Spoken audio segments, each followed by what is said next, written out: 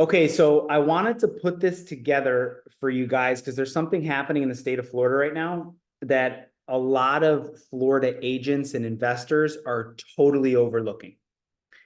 So, and that's pre-foreclosures and short sales. I'll get into the stats here in a little bit of where the opportunity is and what exactly is happening, but just know right now is an amazing time to pivot your business, whatever you're doing, and really start to focus on serving the pre-foreclosure market in Florida.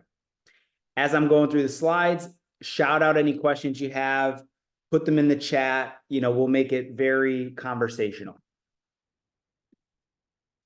So a little bit of background on who I am and what my company does. My name's Bob Vieira, and I founded my short sale processing company. It's called Universal Short Sales. Right now, we're the fastest growing short sale company in Florida and really in the United States.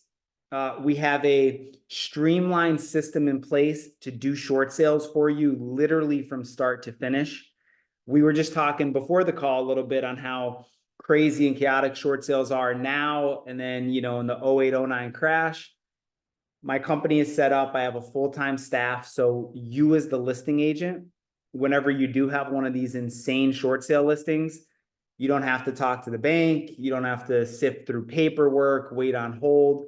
We do everything, and we don't touch your commission, and we never charge your seller.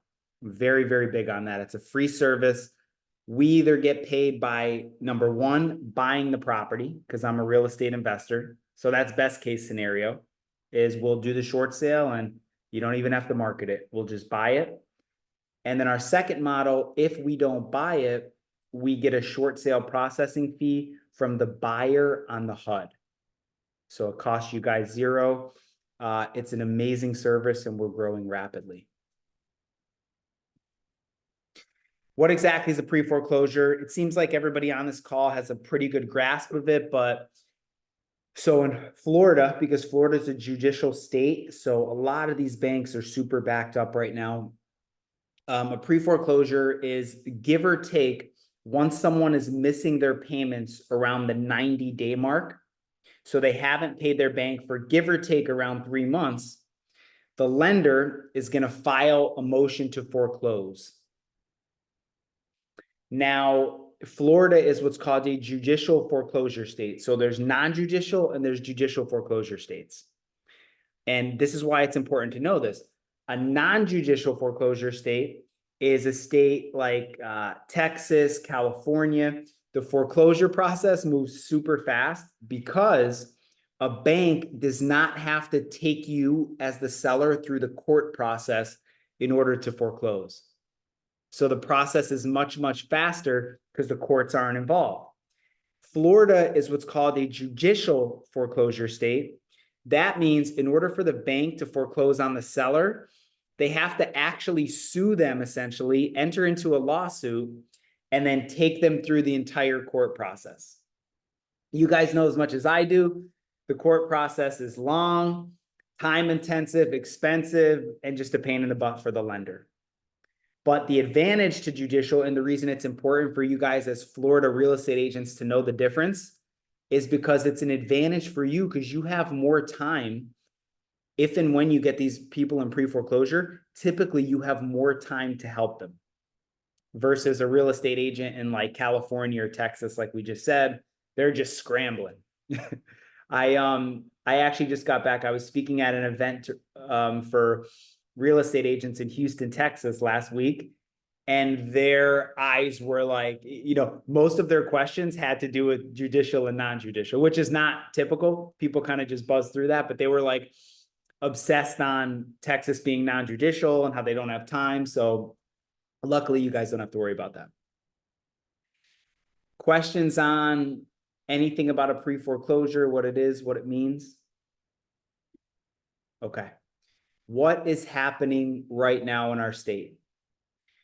Right now, Florida leads the country. Now, I have to say, New York is really close, but Florida has them a little bit.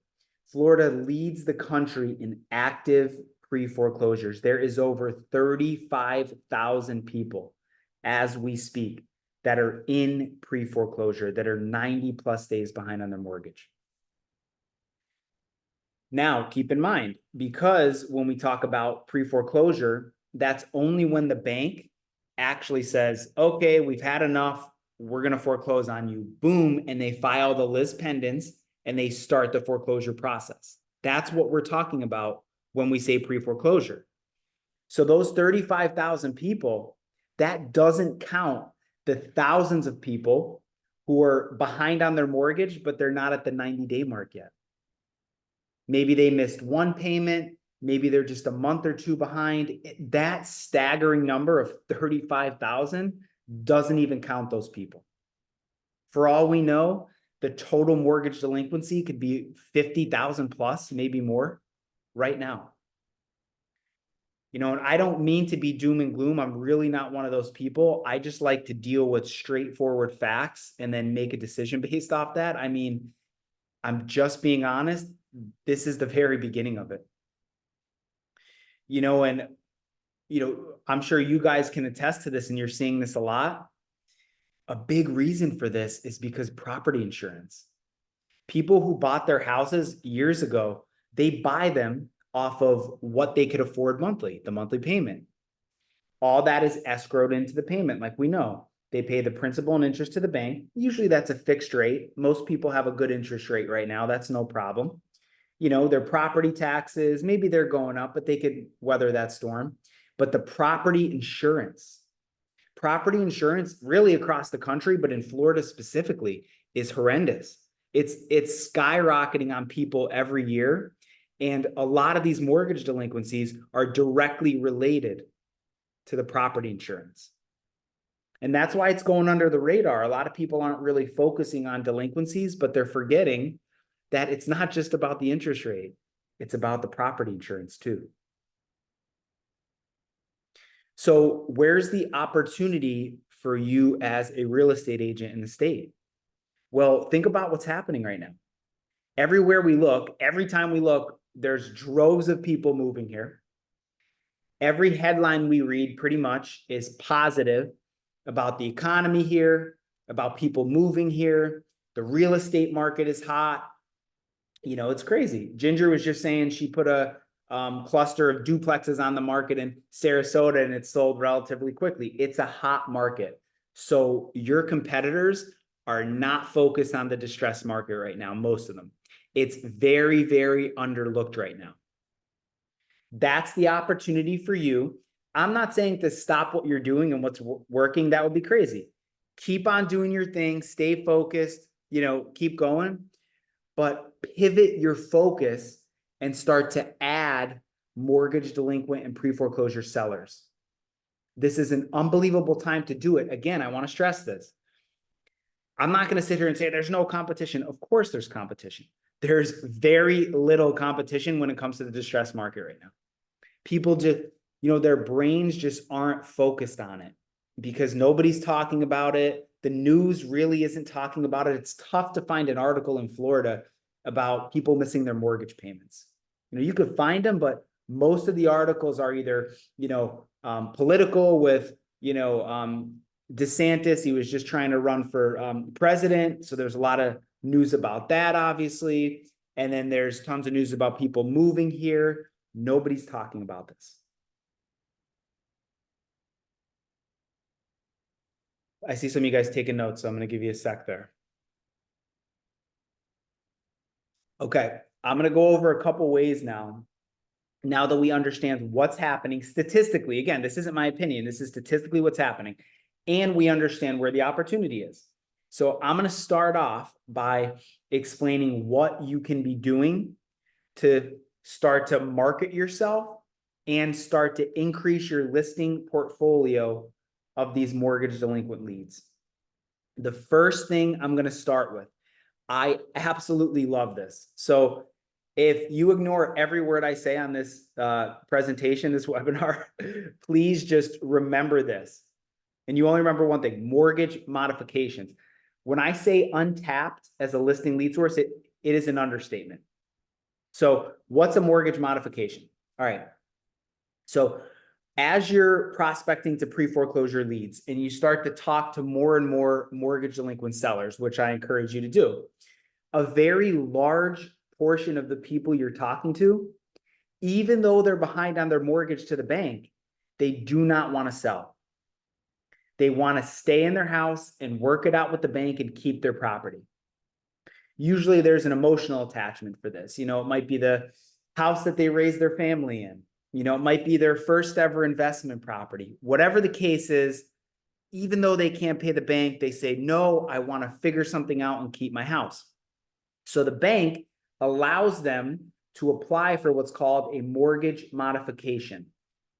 What this modification is, if and when it's approved, the bank is going to allow the homeowner to stay in their property, continue to make the payments. Essentially, it's a second chance they're going to give them. It's a lifeline. And a lot of times they're going to give them brand new mortgage terms, a new set of payments, just brand new mortgage terms. It's essentially a second chance. That's the best way to look at it.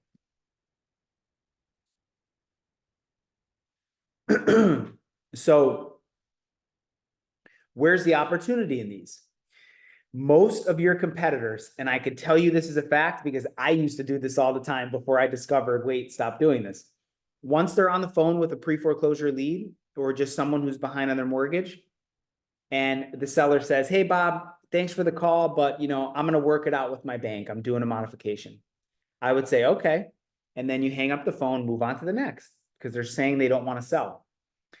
I'm here today to tell you, stop doing that. These are amazing listing leads. Because here's the thing, here's the catch. A very high percentage, and I'm not saying it's a good thing, it's unfortunate, but it's just the way it works out. A very high percentage of these people who apply for mortgage mods, they get declined.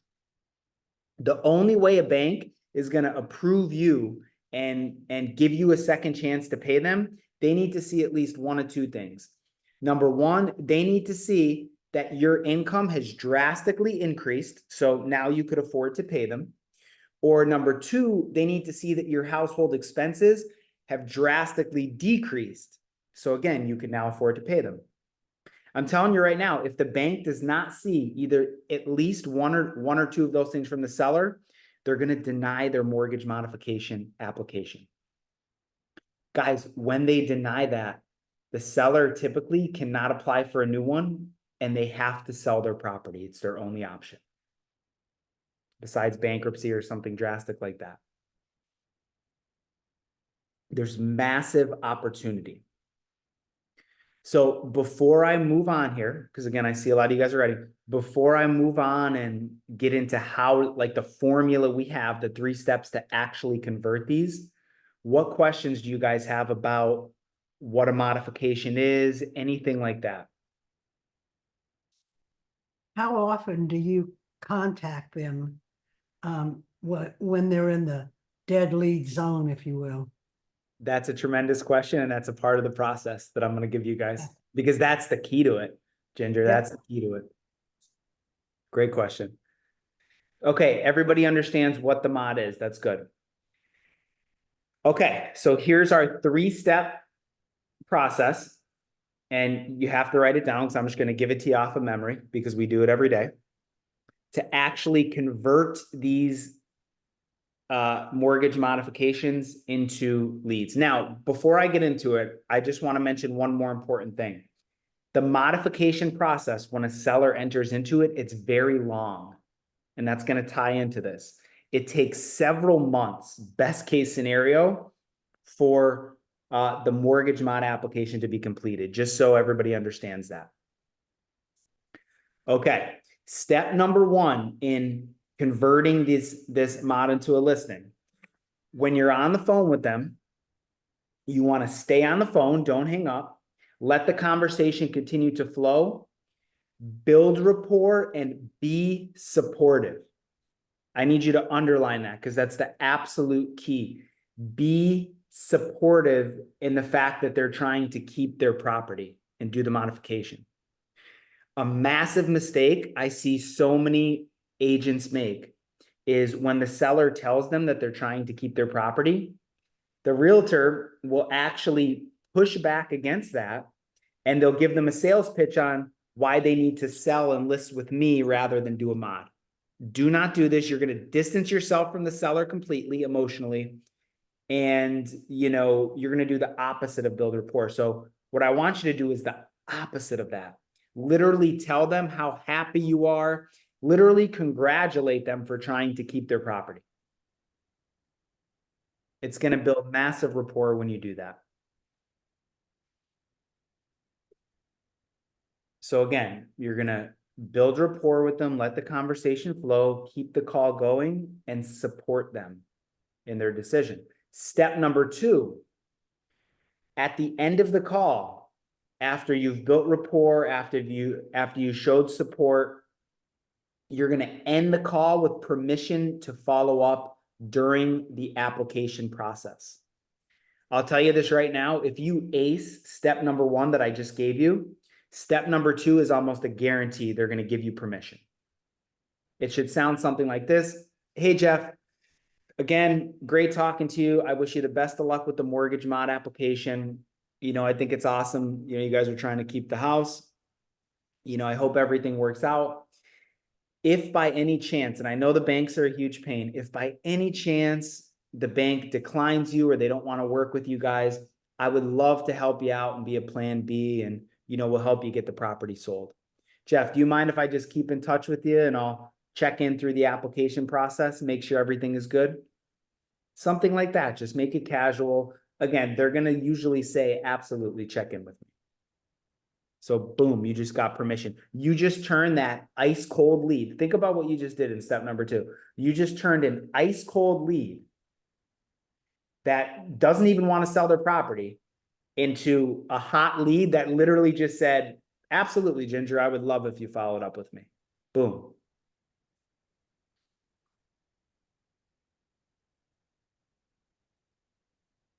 Step number 3. So just to recap, step 1 is to keep the conversation going, let it flow, be supportive. Into step number 2 is get permission to follow up.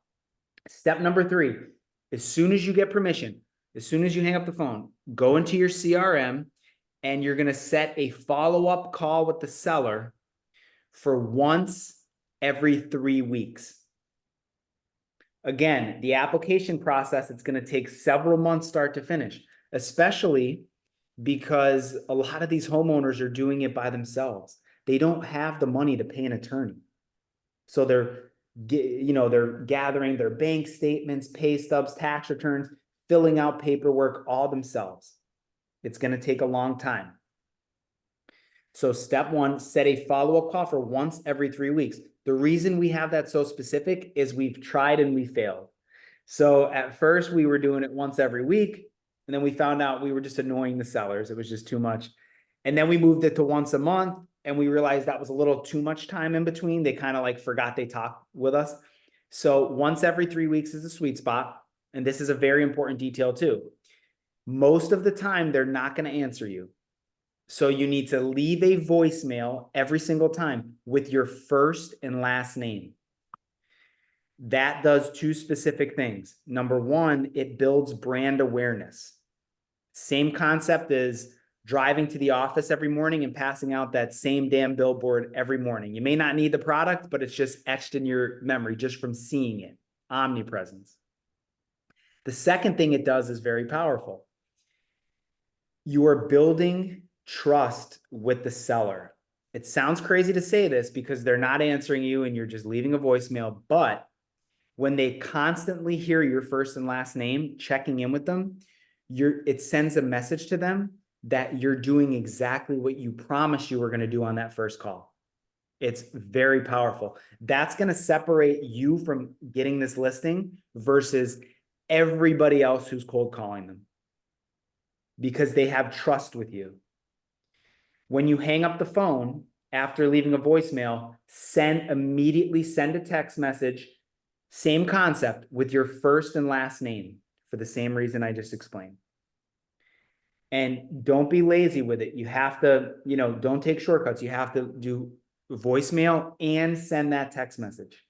You want your name constantly in front of them, even though they're not answering. And then what happens is the magic is once you complete those 3 steps seamlessly, once every 3 weeks on the dot, you're checking in, touch, boom, guess what? If and when the bank denies their modification, which the sad part is, most of them get declined because their situation didn't get any better. You will get that listing. And it won't even be close. It won't even be a competition because everybody else is just cold calling them using the same, methods, and you're building a relationship with them. They're going to trust you, they're going to like you, and because you did exactly what you told them we're going to do, you will get those listings. You will get those listings. And what happens is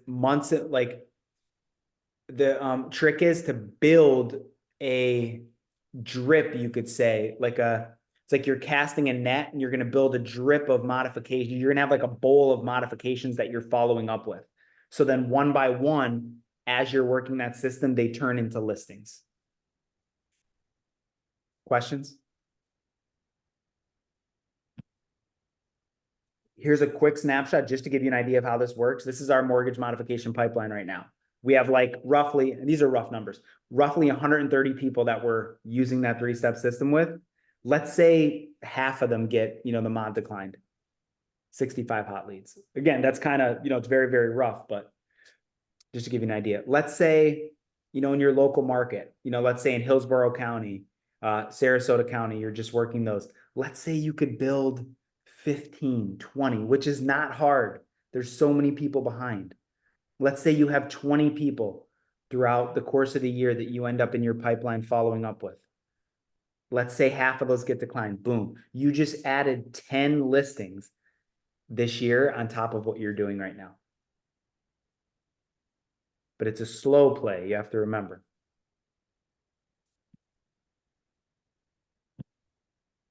Bonus tip. Don't do this with everybody because you have to protect your time. If you're ever following up with somebody in a mortgage mod, working that 3-step system, and they call you back and they say, hey, Ginger, thanks, but no thanks. I really appreciate you following up, but the modification got approved. The bank approved it. If you know in your heart of hearts that there's just no way financially they could afford this, you just know their situation. You're like, I don't know how they got approved. Set a follow-up for once every 30 days. Here's why. Whenever a modification gets approved, the process isn't over. The bank is going to put the homeowner on a trial modification period. It's almost like a test drive in a way. It's like, okay, we're going to approve you, but before we officially grant you the approval, we want to make sure, we want to make sure you pay us. So the homeowner has to make 90 days of consecutive payments. So that's 3 payments in a row before the bank grants it. A lot of those people end up, if they shouldn't have got it in the first place, they're going to miss a payment. Gannett said, where do you get the list of pre-foreclosures? Yes, so I like to use PropStream, and I'll put it in here now for you. Great question. I'm sorry if I'm butchering your name too. Gannett is how I'm going to say it, but feel free to correct me. I like to use PropStream. They will give you a week. Once you sign up, they'll just give you a week for free to just play around on it. And that's real. I find it's really good for pulling pre-foreclosure list. It's really easy, that's but there's a bunch of, there's batch leads, there's RedX. I'm actually going to put that one in there too. RedX is good for agents specifically because you guys could do like expireds and FSBOs. You could pull like a bunch of other tools that agents need more than I do off of RedX, but I like to use PropStream.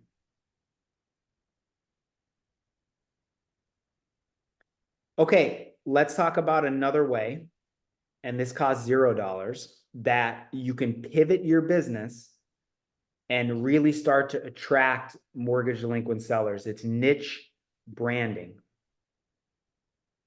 Niche, really quick, Annette just said, what about in the MLS? Can you find this in the MLS? No. Great question, but the only pre-foreclosures you're going to find in the MLS, Garnett, are the ones that are already on the market with an agent. So, there's nothing you could do with those. Go to PropStream and RedX and other softwares. You're pulling raw pre-foreclosure from those. And then if you guys want, honestly, at the end, it'll take 2 seconds. I could just pull up my PropStream. I'll show you what it looks like. I don't have a problem doing that. If you want me to do that, I'm happy to do that.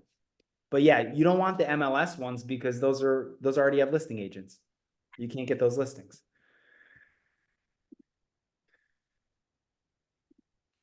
Okay, so let's talk about ways to niche. This is huge. Niche branding, okay? If you properly brand yourself as a pre-foreclosure and short sale expert, you will absolutely attract listings. So number one, you're going to separate yourself massively from your competition in your listing presentation. I scream this from the mountaintop to people, and this works. It's so powerful and so easy. Next time you're in front of a mortgage delinquent seller, forget about the traditional sales presentation. Throw it out the window, because the 10 other real estate agents that are sitting in their living room talking to them, they don't shift their listing presentation to match the situation. You need to create a separate listing presentation that you give specifically to mortgage delinquent sellers. This is so powerful and so easy. You need to essentially sit in front of them and say, Mr. and Mrs. Homeowner, I would not be sitting here at your dining room table right now if you weren't in the situation you were in. If this was a traditional listing, I would say, maybe even choose a different agent. This is all we do.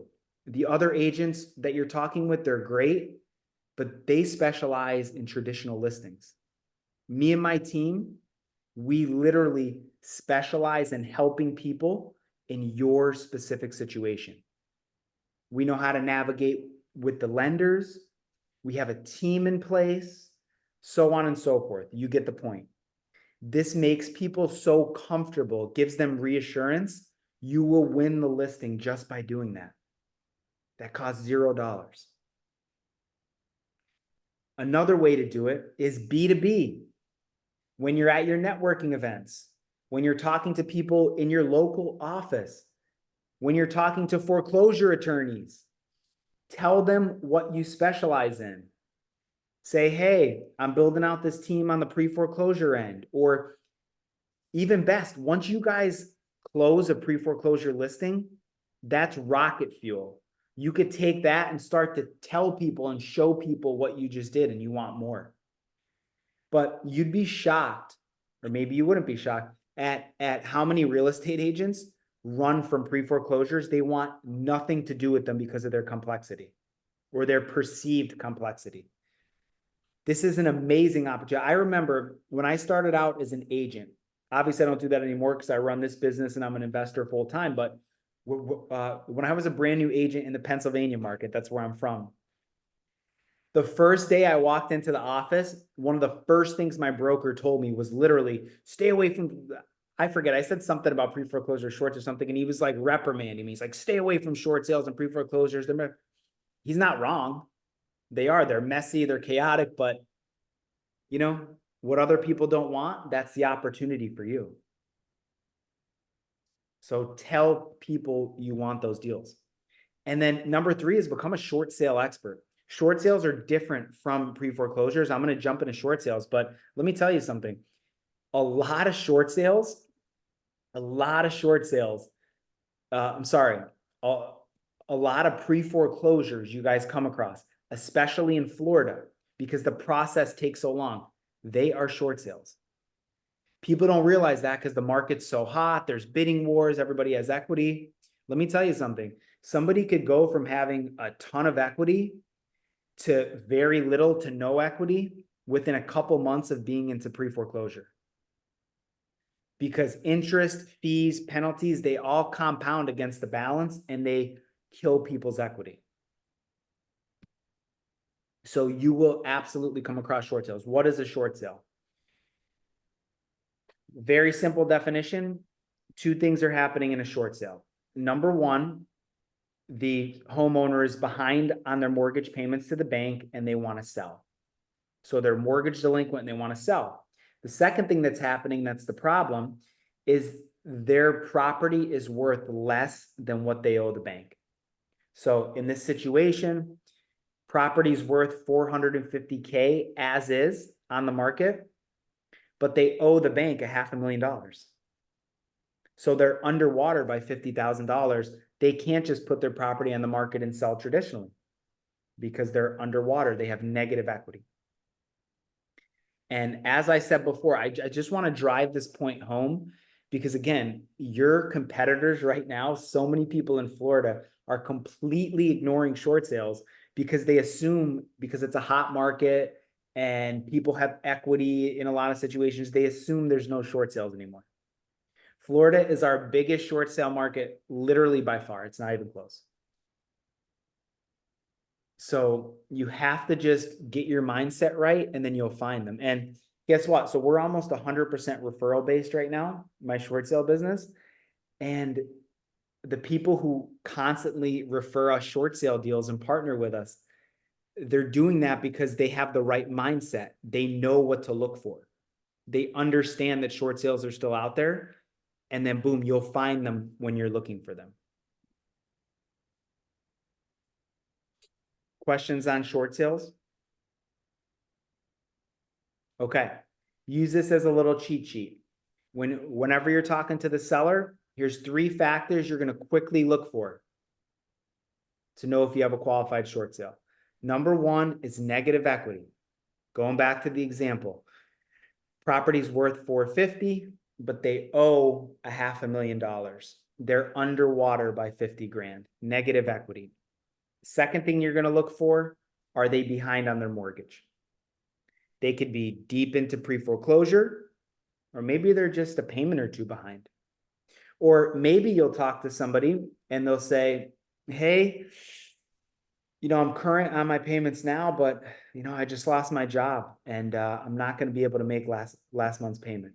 That's a qualified short sale too. Garnett, I just saw your question here.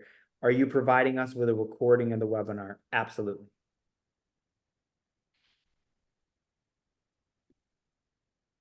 And the third one is the bonus factor, I call it. They can't be motivated by money. This is huge. You need to have this conversation with the seller up front. You need to be transparent because I'll tell you this right now, and you could learn from my mistakes. When I first started doing short sales, I would check off the first 2 I just gave you, negative equity, mortgage delinquency, and then I would just jump into the deal, not making sure the seller wasn't motivated by money. A seller makes $0 in a short sale. They cannot share in the profits. The bank doesn't allow it. Their main motivation to do the deal needs to be to avoid foreclosure and to get that deficiency balance waived. And the deficiency is, again, going back to that example, it's that $50,000 that they owe. That's the deficiency. If they don't care about a foreclosure on their record, which a lot of people don't, and they just want to make some money, don't take on the listing. Don't do the deal. They're going to back out and waste your time.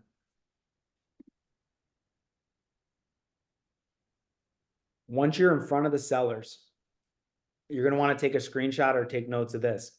So selling to short sale leads is very interesting.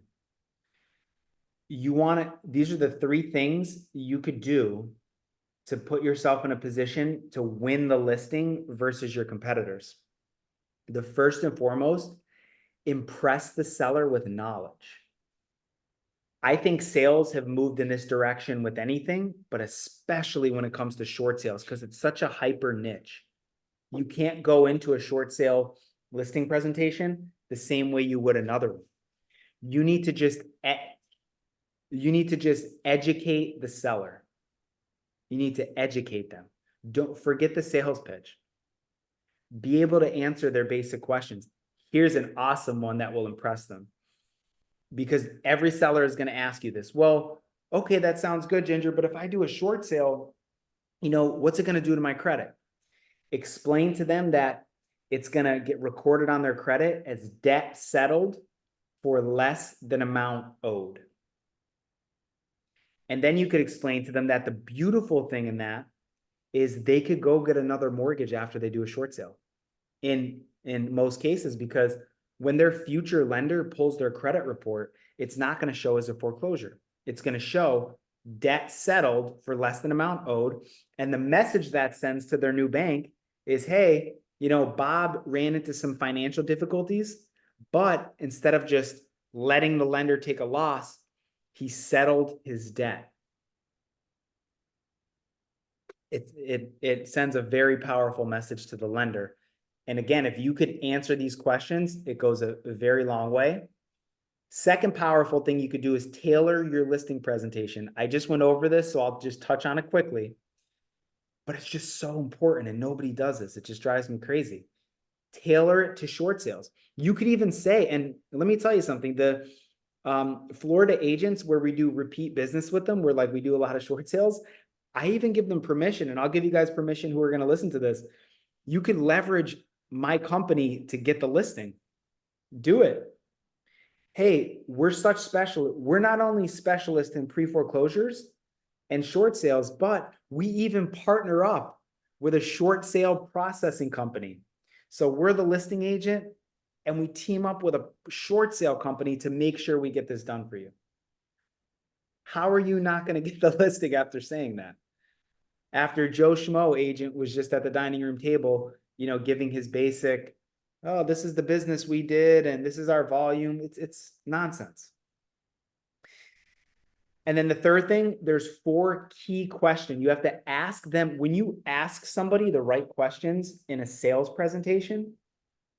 That actually goes a very, very long way, because as you're asking these questions, they get the vibe like, oh, wow, she knows what she's doing. She's asking me, because the other agents that sat here, they weren't asking these questions. You're asking specific questions. These are the 4 questions you ask. Write it down or just take a picture, because even I, to this day, keep this as a cheat sheet in my Google Drive, because like, if I'm not looking at this, I will not ask these questions. You know what I mean? Because the conversation's flowing and I just forget to ask it, I'll be honest.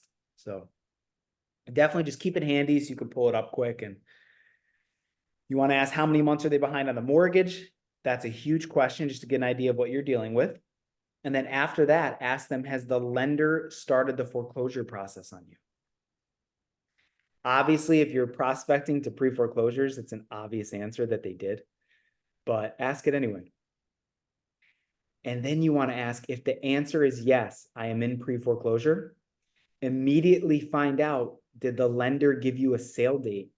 Don't forget to ask this. That's probably the most important one, because you could get a really good lead that wants to list with you. But if you forget to ask that question, you could be taking on a listing that has a foreclosure sale date the next week. So definitely don't forget to ask that. You could still deal with it. You could still help them get it postponed or whatever, but you have to know. And then the last question is, what do you owe? What's your mortgage balance? Because again, that's going to let you know, okay, is this a short sale? Is this a pre-foreclosure? Is this a high equity pre-foreclosure? What am I dealing with? How am I going to help them? And that's all I got for you. But in the chat, I gave you a, the people that are going to listen to this as a recording, they'll have to reach out to me for this. But the people that showed up live, I put together a couple months ago a free course. It's tailored specifically to Florida real estate agents, and it teaches pre-foreclosure, short sales. I literally give you my 12-step process that my team and I use to complete a short sale start to finish, just so you guys understand the process too. Goes over lead generation, absolutely everything. Again, I left it in the chat. Totally free to sign up. There's no gimmicks, anything else. It's, my gift to you.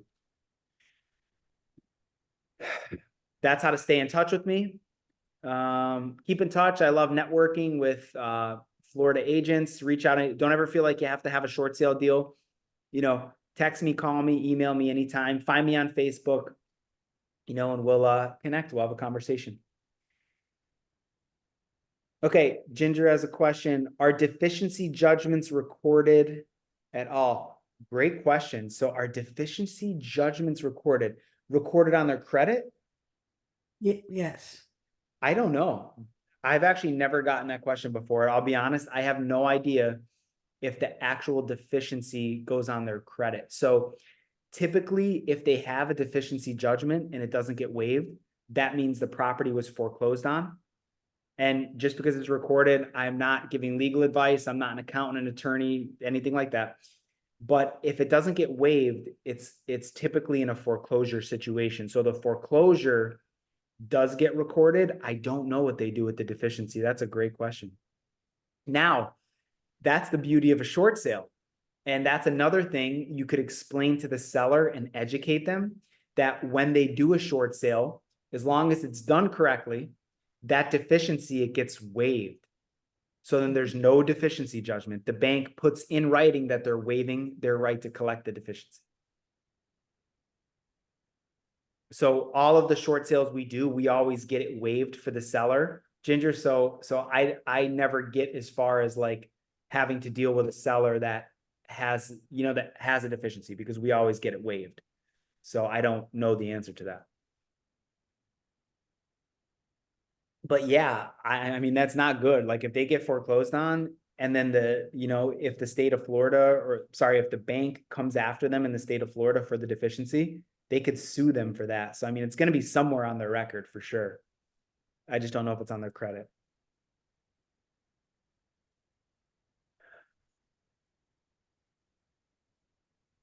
I'm going to continue to share the screen because I promised I'd do this. I'm going to go into PropStream here, like you guys asked me. And then feel free to ask questions as I'm doing this. I just want to make sure I do this.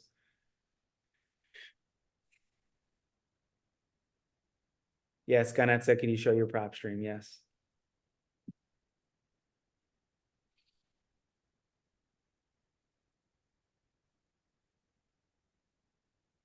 Okay, so this is what it looks like. Again, if you sign up and you've never signed up, they'll give you 7 days to play around on it. So this is the main screen. You can just come up to the search bar right here. And this is how easy it is. And we'll do Hillsborough. We'll do Hillsborough County, Florida. And then it gives you a snapshot of everything. It gives you how many properties are on the MLS right now. It gives you active pre-foreclosures. Look at that. Hillsborough County alone has over 2,500 people in active pre-foreclosure. Jesus. Last time I checked Hillsborough, it was like, I think 1,800. I don't know. It was under 2,000. I checked like a couple of weeks ago. That's crazy. 74 auctions. It gives you the bank owned. It gives you just a snapshot of everything right here. It's pretty cool. Vacant properties, whatever. And then what you do is you go here, you go to filter. Okay, we're going to do, oh no, I'm wrong. Forget that. If you're pulling a pre-foreclosure list, this is how easy it is. You simply go over here and you click pre-foreclosures. That's it. And then you'll see on the right-hand side, all 2,514 are right here. Bang. There they are. Now, Garnett, if you're going to reach out to them, the process isn't over because you have to skip trace them. Skip tracing is actually going and finding the contact information for the homeowners. So pulling the list is step one, but then you have to actually skip trace it. And what I love about PropStream, I'm a convenience guy. I could do the skip tracing right in PropStream. Literally go right here. You see right here, they have a skip tracing. You can skip trace. It's 12 cents per lead. So let's see. 2,514 times 12%. This would cost you like $300 to get everyone's contact information on this list. And then you could call them. You could send them mailers. If you have the stomach for it, you could door knock. But yeah, that's it. Questions on PropStream while I'm in it? You want me to?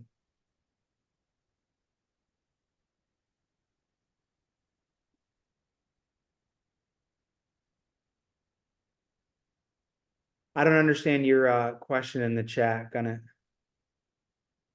Remain has most of the info. Let me know what you mean by that. Remind. What? Remind, what is that? Remine is you find the property and then the contact information is mostly there. Cool. Yeah, it tells you the mortgage. It actually tells you if there is negative equity. I use it all the time, but it's not complete. So sometimes there's no, like for the trusts, they don't usually have the contact information because it's in a trust. But Right. if it's individual names, you can get an email and phone number through Remine. Oh, cool. And I am in Collier County in Naples, so we have it in the it's part of the MLS. Okay, cool. Do I mean, you, not the MLS itself, but it's one of the links that is gotcha. connected with our National Association of Realtors in Naples. Oh, that's cool then. Yeah. On Yeah. Naples, yeah. Use your tools like that. That's sweet. Yeah. Ginger just asked a question. One, if you want, yeah, Ginger, they have a map right here. If you want to pull like a specific part, you see the map here? Yeah, Zoom in, you see got Lakeland it. area, Tampa, all that. So yeah, you could do that. Do you have a book that we can read and Yeah, I have a couple of ebooks. I'm trying to think which one would be good to send you. What are you looking to know exactly? So I can know which one to send you. well, this is something new to me. I do different things, but pre-foreclosure I don't understand too well. Yeah. So Yeah, I mean, honestly, the course, sign up for that training I put on. It doesn't cost anything. It's literally free. I just, I gave it to help Florida realtors. The link is right in the chat. That goes through, I break down like what's a pre-foreclosure, all the fundamentals, what do short sales mean in Florida, how do you find them, lead generation, and then I give you step by step how to actually do a short sale. So I would definitely say the best thing for you guys is just go through that training. And they're all training modules. So you could have it on, you don't have to read anything. where did I can't see it in the chat. It's at the very top. I think you're under direct message right now. Click on everyone in the meeting and then it'll show up there. Oh, okay. Let me know if you don't find it. I'll send it to you directly, but it's there. Can you send it directly? What's that? Can you send directly? Yeah.